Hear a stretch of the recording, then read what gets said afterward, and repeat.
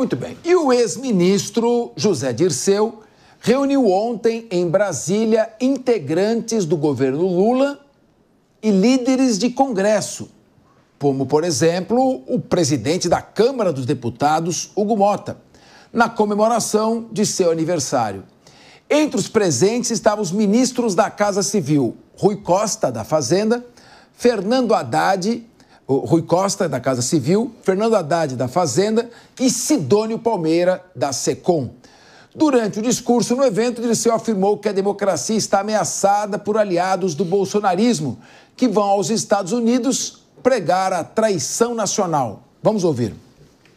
É o momento que nós vivemos no mundo, é o momento que os tambores da guerra estão batendo, como na década de 20 e 30. O fascismo e a extrema-direita vai tomando o governo de vários países. E que a nossa soberania está ameaçada. A democracia, a soberania e esse estado de bem-estar social. Mais grave, a nossa soberania está ameaçada por brasileiros que, na aliança com o bolsonarismo, vão aos Estados Unidos pregar a traição nacional, a intervenção dos Estados Unidos, das Big Techs, nos assuntos internos brasileiros na nossa soberania. Ainda nesse mesmo evento, que é o aniversário dele, José Dirceu citou o governador Tarcísio de Freitas e disse que ele não é uma alternativa ao bolsonarismo, mas sim o próprio bolsonarismo. Segundo a Folha de São Paulo, na avaliação de aliados do ex-ministro, o evento de ontem é considerado uma espécie de lançamento da candidatura de Dirceu à Câmara dos Deputados em 2026. Neste sábado, ele também organizará mais um evento em São Paulo. Túlio Naza, José Dirceu está voltando? Olha, Capês, é bem possível que esteja voltando. Agora, o que está por trás dessa fala dele, que é interessante, é como existe uma logomáquia hoje, né, nas discussões políticas. Todo mundo, em nome da democracia, né, diz que o seu campo político ideológico é quem a defende e a parte contrária é quem a oprime. Por que eu estou fazendo essa pequena introdução?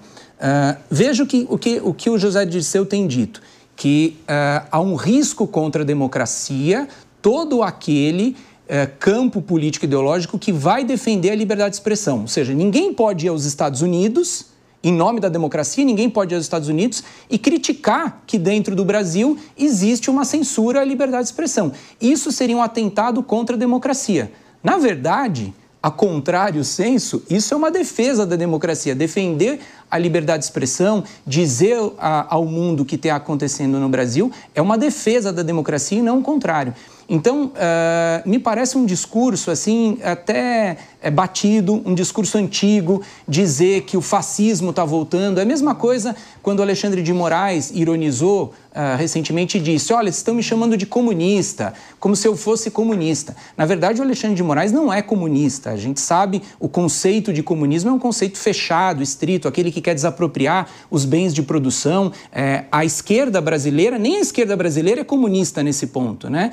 A questão não é ser ou não ser comunista. Quem está, de fato, defendendo os limites da liberdade de expressão tal como ele deveria ser defendido, né? A liberdade de expressão tem aí um papel fundamental para a democracia do Brasil. Então, chamar de fascista, chamar de traidor da nação, quem vai aos Estados Unidos, eventualmente, para denunciar alguma situação no Brasil, é um discurso, eu acho que antigo, batido, que não deveria ser colocado muito em voga. Mas como hoje a discussão não sai desse rótulo de palavras, dessa disputa, você é fascista, você é comunista, você é traidor na nação, você é contra a democracia, tudo cabe embaixo desses rótulos, infelizmente a qualidade da discussão, do discurso se perde nessas bravatas. E aí, então, figuras do passado político, como José Dirceu, querem voltar para a cena. E outras figuras, então, se acham com aí a possibilidade, a capacidade desse retorno.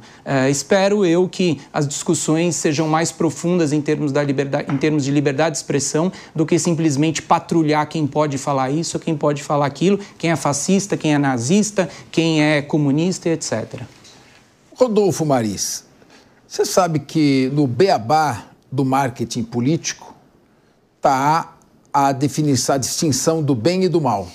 Aquela visão bem maniqueísta.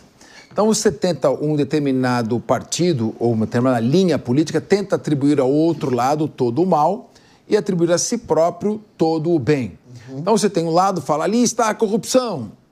Aí esse lado fala, não, mas ali está o fascismo, e assim por diante. Então, até que ponto essa bandeira da defesa da democracia ganhou contornos ideológicos para ser apropriada por um determinado partido e usar isso em seu benefício. Esse é o primeiro ponto.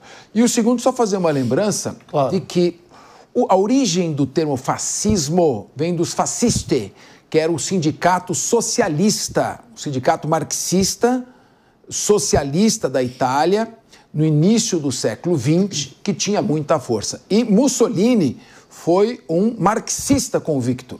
E ele introduziu no marxismo, Mussolini introduziu no marxismo, o marxismo não internacionalista, mas o marxismo nacionalista. Portanto, é uma derivação do marxismo, o fascismo. Ele entendia, Mussolini, que criar uma luta de classes, de proletariado contra detentores do capital, seria impossível. Porque o que é o proletariado? É algo muito heterogêneo, difícil de se unir. Ao passo que, unindo o orgulho nacional, criando esse fator, ele criaria um antagonismo que Marx pretendeu. Entre proletariado e capital, ele faria entre a nação e os inimigos da nação. Portanto, falar em fascismo é falar em marxismo, numa derivação do marxismo. Como você vê essa questão da democracia ser apropriada como uma bandeira político-ideológica para ter proveito eleitoral? Muito ruim. Parabéns pela aula, Capês. Primeiro semestre de aula de direito, história do direito. Parabéns. Eu adoro essas suas colocações. Vamos lá. A que ponto é a sua pergunta? A que ponto...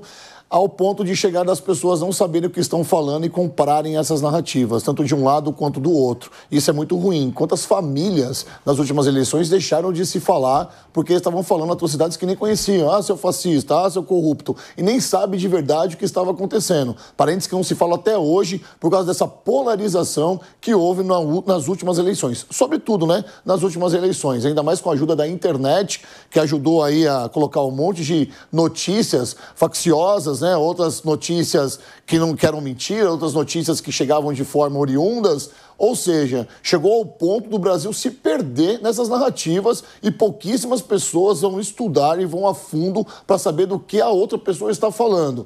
O Dirceu deu umas declarações falando do bolsonarista, chamando o próprio governador de São Paulo como o bolsonarista, e tem muita gente comprando essa história sem saber que, 2 semanas atrás, por exemplo, o Tarcísio se encontrou com o presidente Lula e foi um encontro diplomático para falar de algumas nuances que acontecem lá em Santos. E foi um encontro diplomático, ou seja, a diplomacia sempre existiu na política, mas essa diplomacia está se perdendo com essas narrativas falaciosas. Muito bem. Raquel Galinatti, você concorda com a assertiva de que parlamentares e brasileiros estão indo aos Estados Unidos para trair a nação?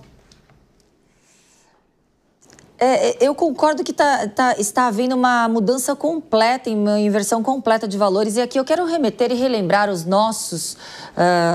nossa audiência, quem é José Dirceu? O que aconteceu com José Dirceu? Porque essas notícias, elas não ficam muito delimitadas. Ele foi condenado a 20 anos de cadeia por alguns crimes. Quais foram os crimes? Lavagem de dinheiro, corrupção passiva e organização criminosa. Em maio desse ano, o STF anula os crimes de corrupção passiva e organização criminosa, dizendo que houve uma prescrição em 2016. O que é prescrição? O fato da condenação, não houve tempo hábil para que ele pudesse ser condenado. E aí o que acontece com a lavagem de dinheiro? No brilhante livro do nosso Fernando Capês, a gente sabe muito bem, a lavagem de dinheiro é um crime secundário. Se anulou o crime de corrupção passiva e organização criminosa, obviamente não há crime antecedente para lavagem do dinheiro. Resultado, com materialidade delitiva, com autoria descrita, inclusive o próprio juiz Fernando Moro discordou com os procuradores da Lava Jato, que caracterizaram ele o grande mentor intelectual, Sérgio Moro, colocou o Dirceu como grande líder intelectual de todas as falcatruas da Petrobras. Hoje ele é ficha limpa. Então, quando a gente vê hoje um caracterizado ficha limpa por malabarismos jurídicos que exasperam qualquer intelecto meu na tipificação do fato, eu não consigo fazer análise. Muito bem. Meu querido Sérgio Zagarino, eu quero ouvir de você a questão da traição nacional. Você lembra que Savonarola foi para a fogueira considerado o traidor da nação na Florença do século XVI. Depois nós tivemos Ana Bolena, foi decapitada com golpe de machado porque traiu o Henrique VIII. Então, eu pergunto a você, essa questão de traição nacional, esse tema traição nacional não é muito focado, ele tem um certo viés autoritário. Eu lembro que, por exemplo, no regime nazista, os inimigos do Estado eram os traidores da nação. Quando houve a ditadura, implantada a ditadura aqui no Brasil, regime de exceção de 64 a 85, muita gente também morreu nos calabouços das torturas, acusados de traição nacional. É uma expressão um pouco... Eu acredito que a gente, como disse o Túlio Nassa, seria importante que a gente tivesse mais essa questão do respeito às opiniões divergentes, que nós pudéssemos conviver com as diferenças e nos respeitarmos e assegurarmos a todos a sagrada liberdade de expressão. Quem está indo para os Estados Unidos está indo pedir proteção para o direito à livre expressão do pensamento. Como você vê essa questão e como o país pode caminhar para, de certa forma, diminuir esse nível de polarização, de tensão e de agressão mútua que ocorre? Eu acredito que a solução se dá pelo intermédio de educação política na base. A gente vai conseguir tentar diminuir essa animosidade na polarização daqui 20, 30 anos, se nós iniciarmos um trabalho agora. Porém, não é isso que vem sendo feito, pelo contrário. Porque esse tipo de discurso que foi realizado pelo Dirceu, apenas ele inflama mais ainda os ânimos de todas as partes. Porém, nós temos que levar em consideração que é apenas uma grande narrativa, Capês. Quando ele fala assim, olha, são traidores nacionais, essa é a narrativa para jogar para o público dele. Só que isso ele não está entendendo, ele e o PT em si, que esse discurso, que é mais uma narrativa política, está sendo feito só para a sua própria bolha. Só que essa bolha está cada dia menor. E isso eles não conseguiram compreender. Eles não conseguiram entender a resposta das eleições municipais de 2024, que o PT diminuiu. O PT, ele governa para menos pessoas nos municípios do que governava nas eleições de 2020. Isso por quê? Não existe partido, não existe governo que viva de narrativa. Você até consegue vencer uma eleição como venceu em 2022. O PT venceu o ex-presidente Bolsonaro com a narrativa de que estava tudo ruim, que o presidente era ruim, que o país estava numa crise econômica. Só que agora, nos últimos 2 anos e meio... agora vai fazer 3 anos, o país vem numa crise econômica gigantesca e esse tipo de narrativa de nós contra eles não cola, porque o que importa para o brasileiro é o bolso. E o brasileiro não está preocupado se A está chamando B de bolsonarista, tenista, não importa. Porque o que ele vai ver é o seguinte, a situação do país não está boa, o governo é relacionado a essa pessoa, o que essa pessoa está falando é apenas um discurso aí de narrativa política. De narrativa, pode até viver os políticos, agora a população não vive. Então, essa traição nacional é mais uma dessa bobagem de narrativa que não leva ninguém a lugar nenhum, pelo contrário. Eles estão se afundando nessas narrativas porque o que deveria ser levado em consideração é sim o bom desempenho do governo. Até vide o que ele taxou o Tarcísio. Ele falou, o Tarcísio é o bolsonarismo. Se o Tarcísio é o bolsonarismo, então ser bolsonarista é muito bom, porque o governo do estado de São Paulo leva o Brasil nas costas. Muito bem.